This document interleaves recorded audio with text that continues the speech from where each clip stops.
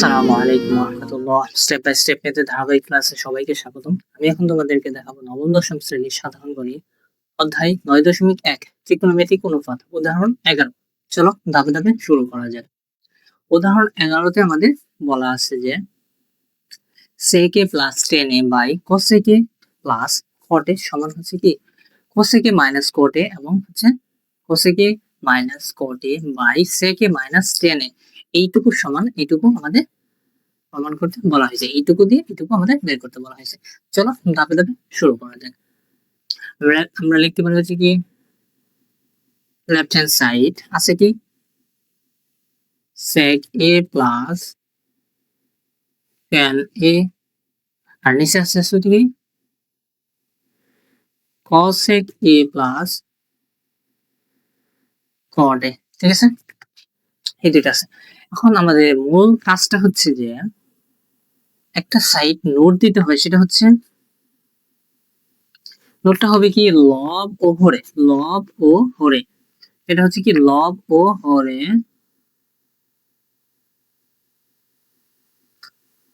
লব ও হরে কি করতে হবে, লব ও হরে sec a মাইনাস 10a এবং হচ্ছে কি cosec a minus cot a ধারা গুণ করতে হবে। ধারা গুণ করে, ঠিক আছে, এইটুকু ধারা গুণ করে এইটুকু আমাদের নোটটা সাইডে দিতে হবে। এখন দেখো তাহলে আমাদের কি বলছি, ওখানে এখানে যা আছে আগে সেইটুকু লিখে নিই।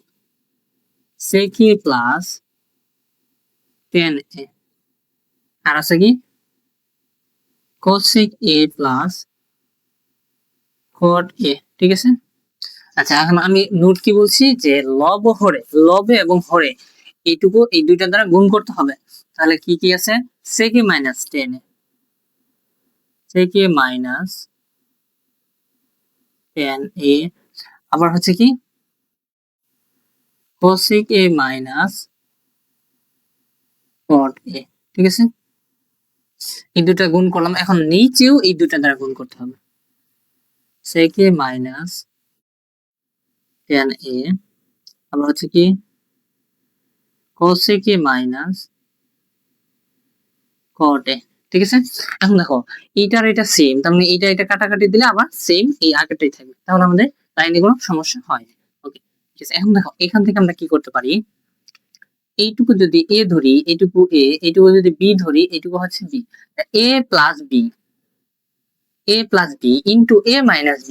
ঠিক আছে, a plus b into a minus b সমান আমরা কি জানি a square minus b square, a square minus b square. তাহলে আমরা কি লিখতে পারি sec স্কয়ার মাইনাস 10 স্কয়ার। ওকে, এটুকু বুঝতে পারছো। আর এখানে আছে কি এইটুকু, এখানে আছে হচ্ছে কি, এখানে আছে হচ্ছে কি cosec a minus cot a। ঠিক আছে, আর নিচেরটা সেম ভাবে দেখো তো cosec a এটুকু যদি a ধরি, cot যদি b ধরি, তাহলে cosec a এটুকু হচ্ছে b, a plus b into a minus b। Same ভাবে আবার আরেকটা সূত্র পড়ে, সেটা হচ্ছে কি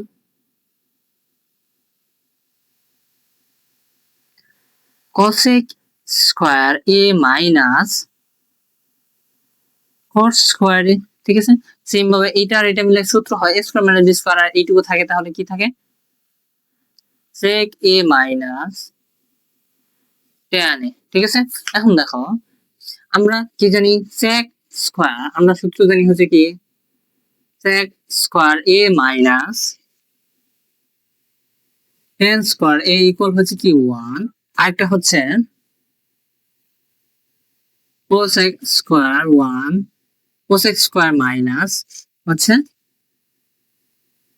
cot স্কয়ার ইকুয়াল হচ্ছে কি 1। ঠিক আছে, এখন থেকে আমরা এই দুইটা সূত্র অ্যাপ্লাই করব। তাহলে এইটুকুর পরিবর্তে 1, এইটুকুর পরিবর্তে 1, তাহলে আমরা এখান থেকে আমরা কি লিখতে পারি দেখো তো, এখান থেকে আমরা এইটুকুর পরিবর্তে লিখতে পারি হচ্ছে কি, এইটুকুর পরিবর্তে লিখবো হচ্ছে কি 1 ইনটু এখানে কি আছে, এখানে আছে কি cosec a minus cot a। ঠিক আছে। আর নিচে এইটুকু সমান 1, তাহলে 1 ইন্টু কি লিখতে পারি, sec a মাইনাস 10a। এখন দেখো 1 cosec এইটুকুর সাথে গুণ করলে যা আছে তাই হবে, তার জন্য আমরা 1 টাকে উঠিয়ে দিলাম।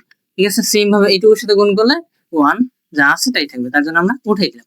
এখন দেখো আমাদের কি বলছে, প্রমাণে কি বলছে যে এইটুকুর সমান বলছে কি cosec a minus cot a, cosec a minus cot a, sec a minus 10 a, sec a minus 10 a। ঠিক আছে, তাহলে আমাদের এইটুকু হচ্ছে কি আমাদের রাইট হ্যান্ড সাইড, প্রমাণ করা হলো। আচ্ছা, এই অঙ্কের মধ্যে যদি কোথাও যদি না বুঝতে পারো অবশ্যই আমাকে কমেন্টে জানাবা, আমি আরো ভালো করে বোঝানোর চেষ্টা করব। আজকে এই পর্যন্তই।